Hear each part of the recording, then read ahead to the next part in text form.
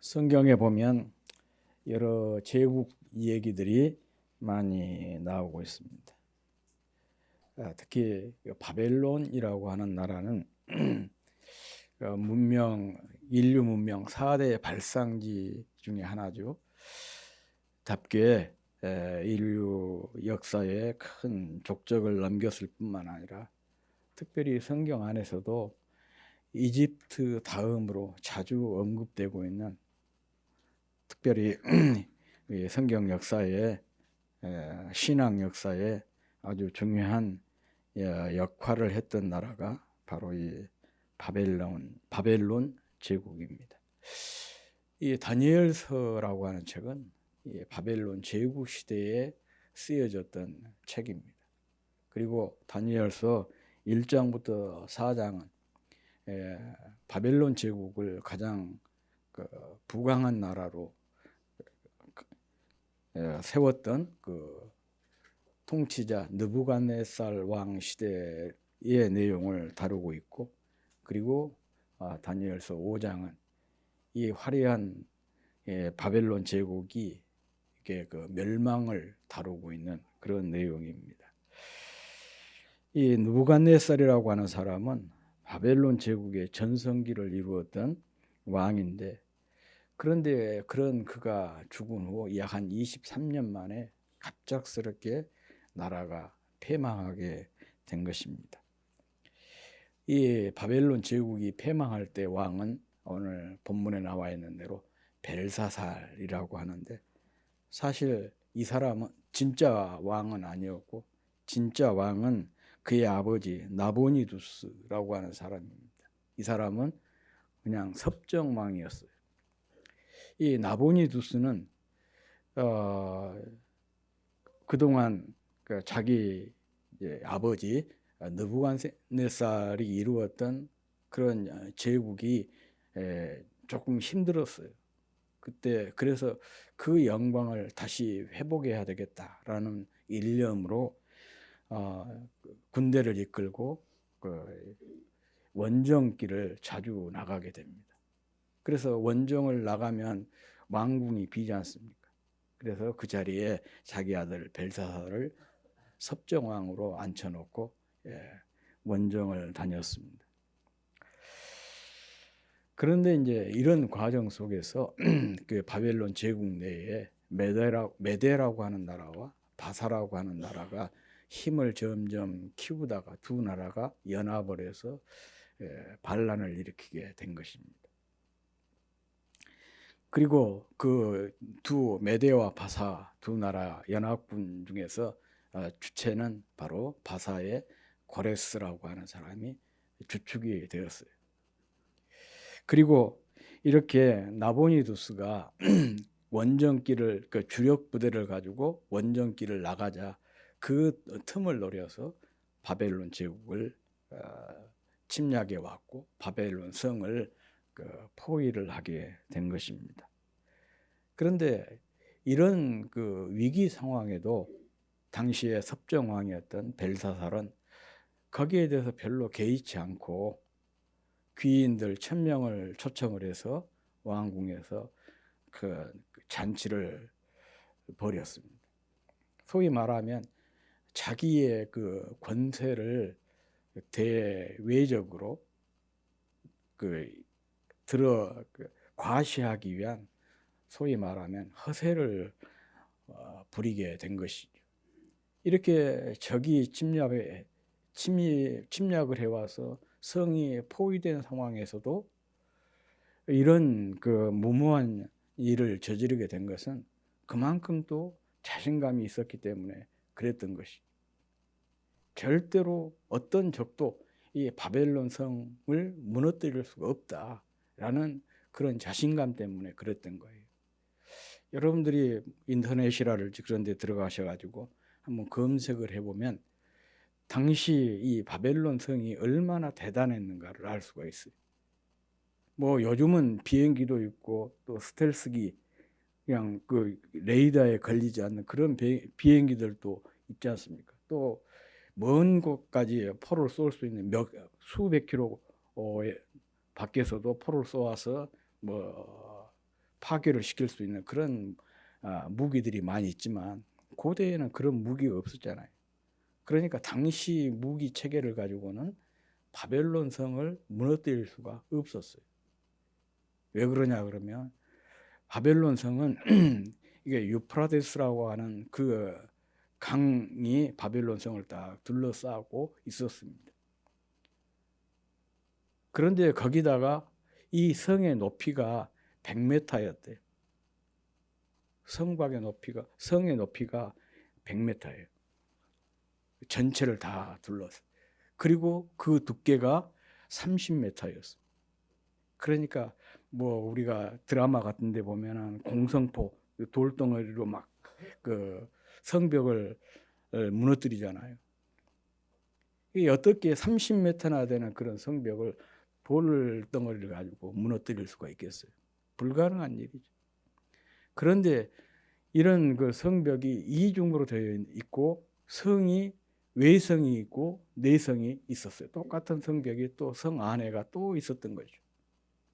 그래서 내성 안에는 사람들이 거주하고 외성은 주로 농사를 지었어요. 그러니까 성이 포위가 되어도 성 안에 있는 사람들이 굶어 죽을 일이 없는 거예요. 그뿐만 아닙니다. 그러면 물이 문제가 되는데 이 바벨론 성은요, 성 중앙으로 마치 서울의 한강처럼 유프라데스 강이 흐르고 있습니다. 식수에도 아무런 문제가 없습니다. 그리고 성 둘레가 강이 두르고 있긴 하지만은 강 폭이 약 한 100m 정도 됐어요. 그런데 이제 100m가 돼도 물이 옅으면 사람들이 쳐들어갈 수가 있잖아요. 그런데 또 강바닥을 수심 약 한 3m 정도로 이렇게 깊게 파놨습니다. 그러니까 물리적으로 어떻게 그 당시 이런 무기 체계로는 접근이 불가능한 것이죠. 거기다가 성벽 전체를 성문이 약 한 100개 정도 있었는데 모든 성문들이 다 청동으로 되어 있었습니다. 이런 성이었어요. 그러니까 이 벨사살 입장에서는 어떤 적도 이 성을 무너뜨릴 수가 없다. 그리고 이들이 와가지고 성벽을 에워싸고 있어도 굶주릴 일이 없는 거예요. 왜냐 그러면 그 안에서 농사를 짓고 자급자족이 다 이루어지니까. 소위 말하면 한마디로 말하자면 우리가 난공불락이라 그렇게 하잖아요. 이 함락시키기에 불가능한 그런 성이다. 그런 성이었습니다. 그런데도 그 성이 무너졌고 또 바벨론이라고 하는 나라가 하루 저녁 사이에 함락이 되어 버렸습니다. 참 이게 우리에게 주는 메시지가 크지요. 세상에 안전지대는 없다는 얘기 아니겠습니까? 정말 하나님께서 지켜주시지 않으시면 인간의 모든 수고가 헛되다는 것을 아주 극명하게 보여준 것이 소위 말하면 바벨론 성이라 그렇게 볼 수가 있습니다. 물론 세상에 영원한 것은 없다고 우리가 이 얘기하잖아요. 그렇게 이 얘기하지만 아무튼 이 바벨론 성이 하루 저녁 사이에 무너졌다고 하는 것은 거의 기적에 가까운 그런 내용입니다. 오늘 본문을 보면요, 변변한 그 저항도 없이 갑작스럽게 하루 저녁 사이에 이 큰 성이 무너졌습니다.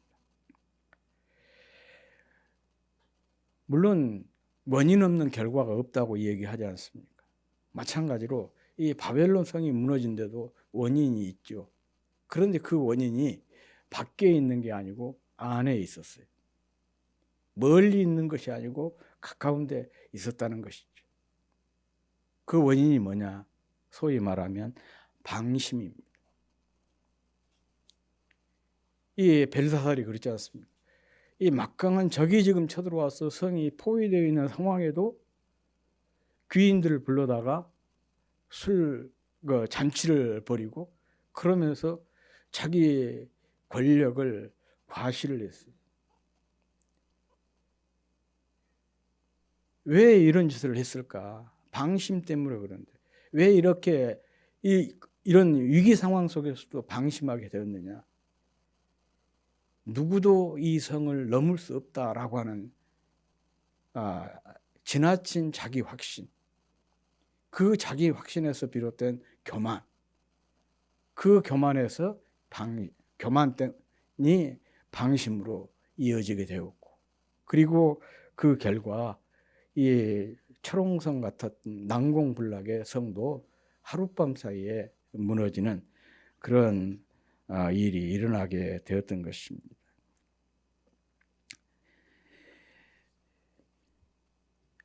여기에 오늘 본문을 보면, 이제 오늘 본문은 주로 이런 외적인 것, 이런 것보다는 이 문제를 신앙적으로 주로 접근을 하고 있어요. 특별히 23절 말씀이 바로 그런 부분인데, 그들은 하나님만 섬기는데 쓰이도록 만들어진, 그들이 이제 유다를 멸망시킬 때 거기에서 그 전리품으로 가져왔던 성전의 기물들을 가지고 술을 마시고 그것으로 잔치를 벌였다는 것이죠. 성물을 가지고 잔치를 벌인 거예요. 소위 말하면 이것은 어떤 의미냐 그러면 하나님을 조롱하는 일이죠. 신성 모독과 관련이 있는 것이죠.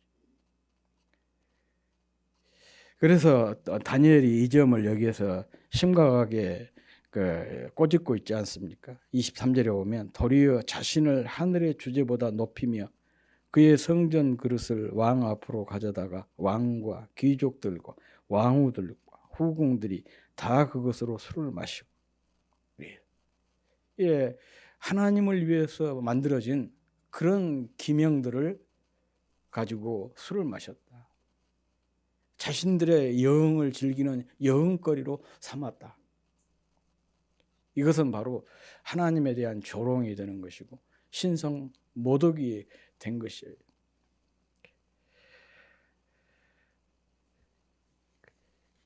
명심보감에 보면 이런 말이 있어요. 획제어천이면 무소도야라.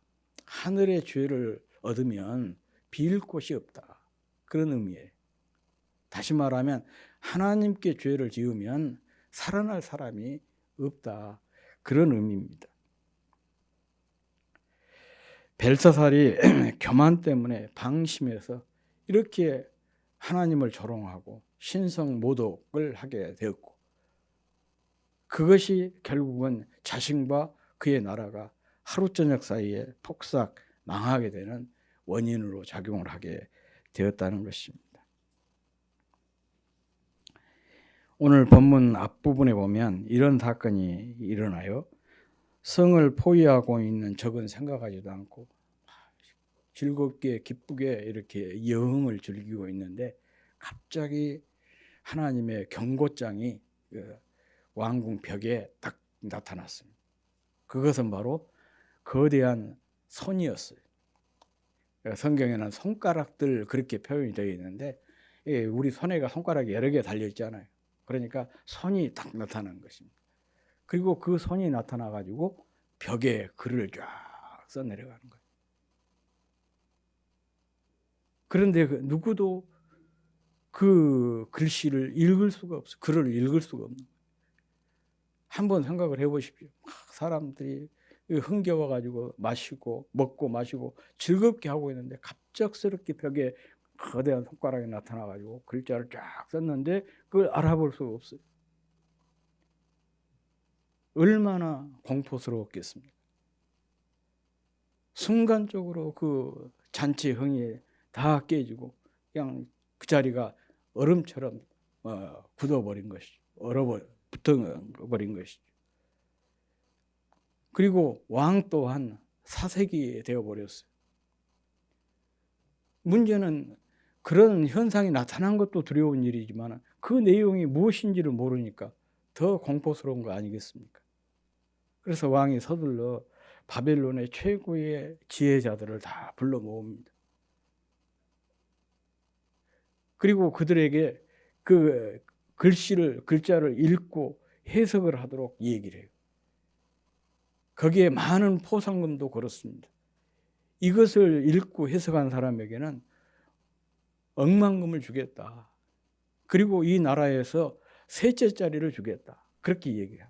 자기 다음 자리입니다. 그러니까 최고의 자리는 자기 아버지 나보니 두스고 그 다음이 섭정왕인 벨사살이고 자기 다음의 자리를 주겠다. 그런 약속을 했어요. 그런데 바벨론의 어떤 지혜자도 이것을 해석은커녕 그 글자를 읽는 사람도 없었어요. 그때 왕비가 다니엘을 데리고 그 연회장에 나타났습니다. 그러면서 왕에게 소개를 해요. 이 다니엘은 선대 때부터 느부갓네살 때부터 최고의 지혜자로 칭송을 받던 사람입니다. 다른 사람은 몰라도 다니엘이라면 이것을 능히 읽고 해석할 것입니다. 그러면서 다니엘에게 부탁을 하도록 했습니다. 그러니까 왕이 다니엘에게 부탁을 하죠. 그러면서 네가 이것을 해석하면 내가 많은 금은 보화를 주겠다. 그리고 나라의 셋째 자리에 너를 앉히겠다. 그랬어요. 그 이후에 이제 다니엘의 대답부터 오늘 본문 말씀입니다. 다니엘은 그렇게 얘기합니다. 나는 보물도 필요 없고 또 자리도 필요 없습니다. 그렇죠? 망할 나라에서 뭐 보물을 많이 가진들 무슨 의미가 있어요? 거기에서 높은 자리를 얻은들 무슨 의미가 있겠습니까? 저는 그런 거 개의치 않습니다. 그러나 내가 이것을 읽고 해석을 해드리겠습니다. 그렇게 하면서 다니엘이 읽고 해석을 해줘요. 그 내용이 바로 25절부터 28절 말씀입니다. 우리 같이 한번 읽어보겠습니다. 25절 시작. 기록된 글자는 이것이니 곧 메네 데겔 우바르시니라. 그 글을 해석하건대 메네는 하나님이 이미 왕의 나라의 시대를 세워서 그것을 끝나게 하셨다 함이요. 데겔은 왕을 저울에 달아보니 부족함이 보였다 함이요. 베레스는 왕의 나라가 나뉘어서 메대와 바사 사람에게 준바되었다 함이니이다 하니. 여기 우바르신이라는 말이 안 나오고 베레스라고 하는 단어가 나오고 있죠. 이것은 좀 제가 설명을 하자면 우바르신이라고 하는 단어는 이 우라고 하는 것은 정관사입니다. 그리고 바르신이라고 하는 것은 베레스의 복수형이에요. 그래서 베레스라고 하는 단어를 여기서 사용하고 있습니다.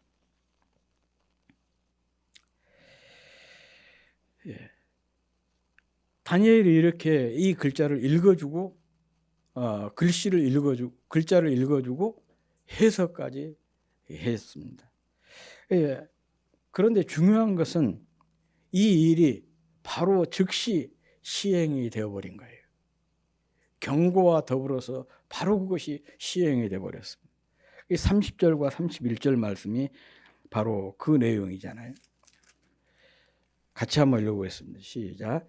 그날 밤에 갈대아 왕 벨사살이 죽임을 당하였고 메대 사람 다리오가 나라를 얻었는데 그때의 다리오는 62세였더라. 그래서 벨사살 왕이 죽임을 당했다. 살해당했다는 얘기죠. 그리고 바벨론 제국이 무너지고 메대와 바사가 바사에 의해서 바벨론 제국이 무너졌다는 거예요. 그런데 여기서 특별히 메대 사람 다리오를 소개를 하고 있는데요. 이 다리오와 그 바사 왕 고레스 사이는 장인과 사이예요. 그래서 뒤에 이 다리오가 자기 사위에게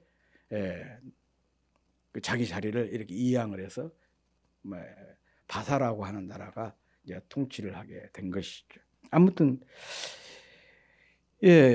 경고와 함께 곧바로 이 심판이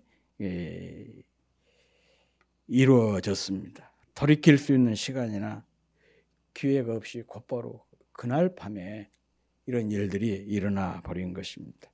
이런 의미에서 우리에게 아직 기회가 있다는 것, 아직 시간이 있다는 것은요, 얼마나 큰 복인지 모릅니다. 돌이킬 수 있는 시간이 있고 돌이킬 수 있는 기회가 있다는 것 자체가 큰 은총인 것이에요.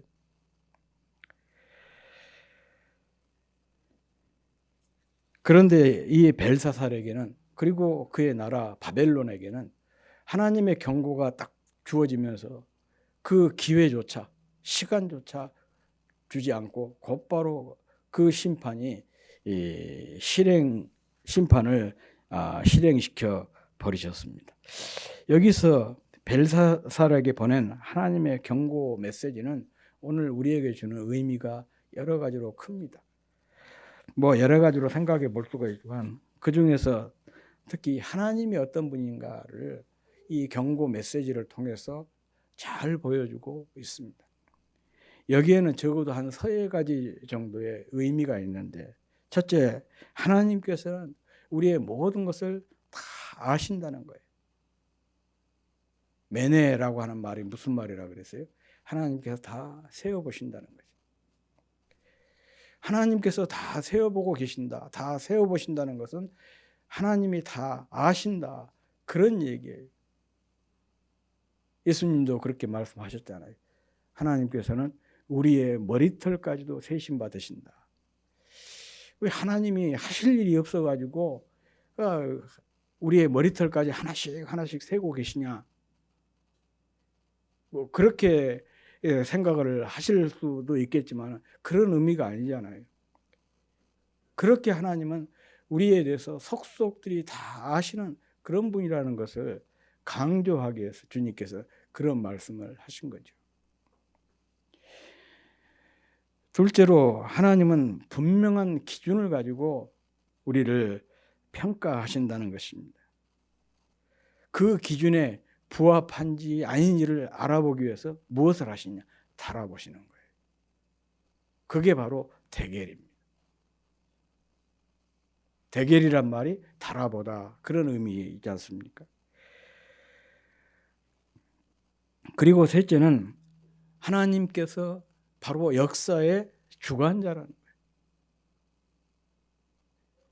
하나님은 단순히 그 가나안이라고 하는, 또 이스라엘이라고 하는 한 나라의 한 지역의 지역신이 아니라 하나님은 온 세상을 통치하시는 참된 주권자, 통치자가 하나님이라는 것을 이 사건을 통해서 보여주고 있는 것이죠. 대제국 이 바벨론의 흥망을 결정짓는 분이 하나님, 역사의 물줄기를 좌우하시는 분이 하나님이라는 것을 잘 보여주고 있습니다. 사실 믿음이라고 하는 것이 뭐냐, 이것을 아는 거예요. 그리고 경건한 삶이라는 것은 뭐냐, 이것을 기억하면서 사는 것, 이게 소위 말하면 경건한 삶인 것입니다.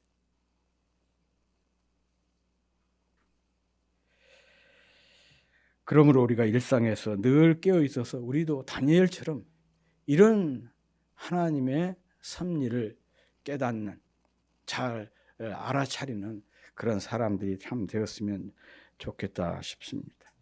특히 여기서 하나님께서 다 세워보시고 달아보신다는 사실, 이것을 우리가 기억했으면 참 좋겠어요. 하나님은 우리와 우리의 일상을 다 세워보고 계십니다. 앞서도 말씀을 드렸듯이 우리의 머리털까지도 다 세신 바 되신다고 하셨습니다. 이렇게까지 하나님은 우리를 속속들이 다 알고 계셔요. 여기에는 2가지 의미가 있습니다. 하나는 하나님께서 이렇게 다 아시니까 안심해라, 그런 의미예요. 가끔 우리가 힘들고 어려운 것이 뭡니까? 내 사정을 아무도 모른다, 그럴 때 답답하잖아요.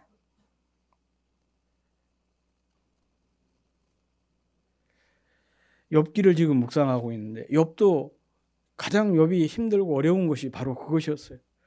아무리 자기가 부르짖어도 하나님께서 아무런 대답이 없으니까 그게 욥의 가장 고통스러웠던 것처럼 우리도 그러지 않습니까?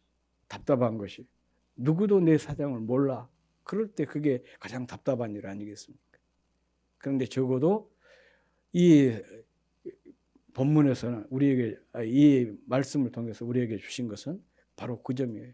하나님께서 다 아시니까 걱정하지 마라. 염려하지 마라. 안심해라. 그런 의미입니다. 우리가 어디에 있고 무엇을 하고 무슨 말을 하고 무슨 생각을 하고 있는지 또 어떤 일을 당하고 있는지 하나님께서 다 보시고 아시는 거예요. 그리고 또 하나는 하나님께서 다 알고 계시니까 조심해라. 그런 의미도 있어요. 안심해라 그런 것도 있지만 또 하나는 조심해라 그런 것도 있어요. 우리는 자꾸 그러지 않습니까? 사람이 안 보니까 하나님도 모른다고 생각하는 경우가 참 많이 있어요. 꼭 그 일은 우리 윤수리와 똑같아요. 저 이 얘기했죠? 윤수리 없다 그러면 지 눈 딱 가리고 있거든. 그게 우리가 하나님 앞에서 사람들이 안 보니까 아무도 모르겠지.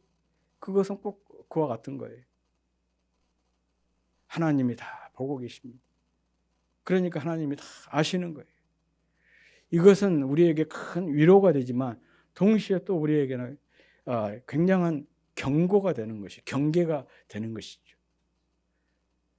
우리가 늘 조심히 살아야 되고 또 우리의 생각을 잘 걸러내야 되고 또 조심스럽게 말을 해야 되고 행동해야 될 이유가 바로 여기에 있어요.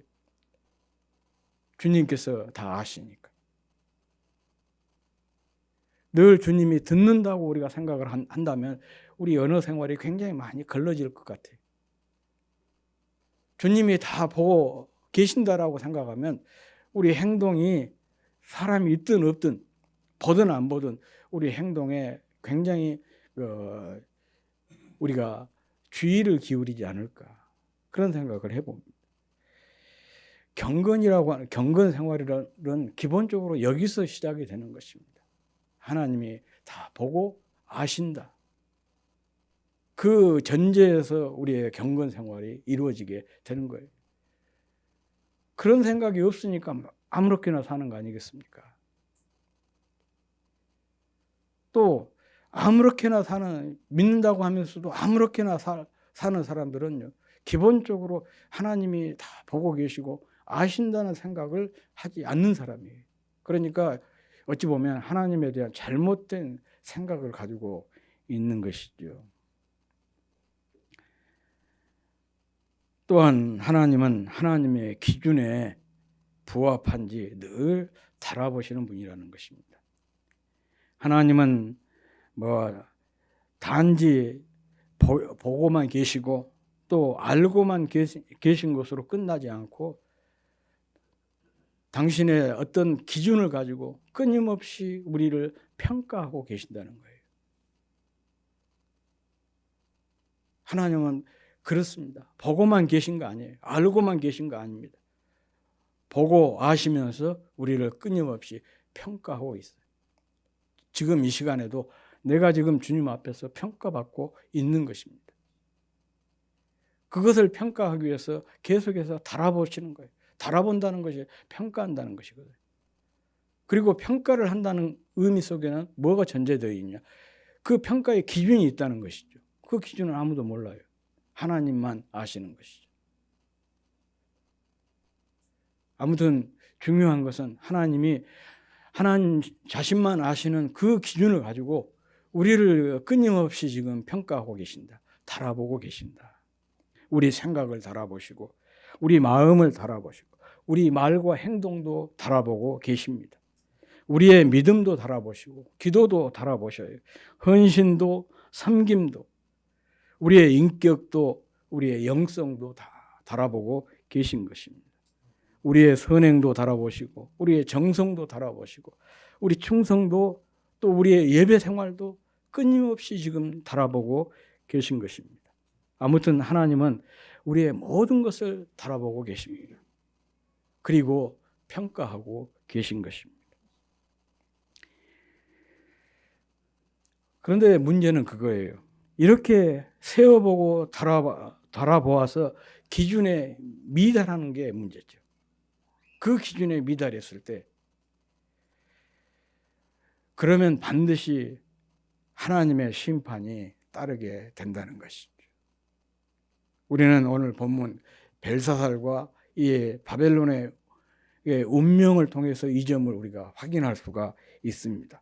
27절 28절 말씀에 이렇게 되어 있죠. 데겔은 왕이 저울에 달려서 부족함이 배었다 하며 베레스는 왕의 나라가 나뉘어서 메대와 바사 사람에게 주신 바 되었다 함이니이다 그랬습니다. 벨사살과 그의 나라 바벨론이 심판을 받은 하나님의 심판을 받은 이유를 여기에 설명하고 있는 그런 말씀인데 그것은 하나님의 기준에 미달했기 때문에 모자랐기 때문에 벨사살과 그의 나라 바벨론이 바사와 메대에 의해서 멸망을 당하게 되었다. 아니 하나님의 심판을 받게 되었다. 그런 받게 될 것이다. 그런 말씀인 것입니다. 물은 반드시 100도에서 끓습니다. 99도에서도 절대 끓지 않습니다. 단지 1도 차이인데도 그렇습니다. 사랑, 헌신, 믿음, 기도, 감사가 1만큼만 모자라도 우리는 형통의 삶을 경험할 수가 없는 것입니다. 우리 몸에 부족한 것이 있으면 몸에 건강에 이상이 오지 않습니까? 물이 부족하거나 또 수면이 부족하면 또 영양이 부족하고 피가 부족하고 운동이 부족하면 여러 가지 질병들이 생기기 마련입니다. 비근한 예로 물이 부족하면 만성 피로, 두통, 어지럼증, 집중력 저하 이런 것들이 생기게 됩니다. 또 혈액순환이 나빠져서 심혈관과 관련된 질환의 위험이 크게 증가하게 되고 신장 기능이 저하되어서 또 신장 결석이랄지 비만이랄지 방광암 위험까지 높아진다고 하지 않습니까? 자동차에 기름이 모자라면 목적지에 도달할 수가 없어요. 카드에 돈이 부족하면 정지당할 수가 있는 것입니다. 아무튼 모자라면 모든 일에 낭패를 보게 되는 것입니다. 영적으로도 기도가 부족하고 또 예배가 모자라고 봉사가 모자라고 영성이 모자라게 되면 영적 위기를 초래할 수밖에 없는 것입니다. 신앙생활이라는 것이 뭐냐?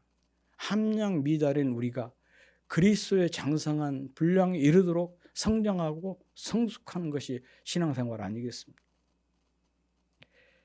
하나님의 기준에 미치지 못한 우리가 그 기준에 도달하기 위해서 애쓰는 것, 이게 바로 신앙생활인 것입니다. 그리고 그 비결이라고 하는 것은 세상을 기웃거리던 시선을 주님께로 향하여 두고 또 결핍을 채우시는 주님의 은혜를 간절히 사모하면서 경건의 훈련에 더욱 정진하는 것, 이것이 바로 함량 미달인 우리가 그리스도의 장성한 분량에 이르는 그런 신앙생활을 하는 비결인 것입니다. 또 한 번의 기회로 하나님께서 우리에게 2026년도라고 하는 새해를 주셨는데 벌써 한 달이 훌쩍 지나버렸습니다. 더욱 신앙생활의 경주에서 하나님의 저울에 달려서 미달하지 않는 우리가 되도록 주어진 11개월 동안 더욱 경건 생활에 정진할 수 있기를 주의 이름으로 축복합니다.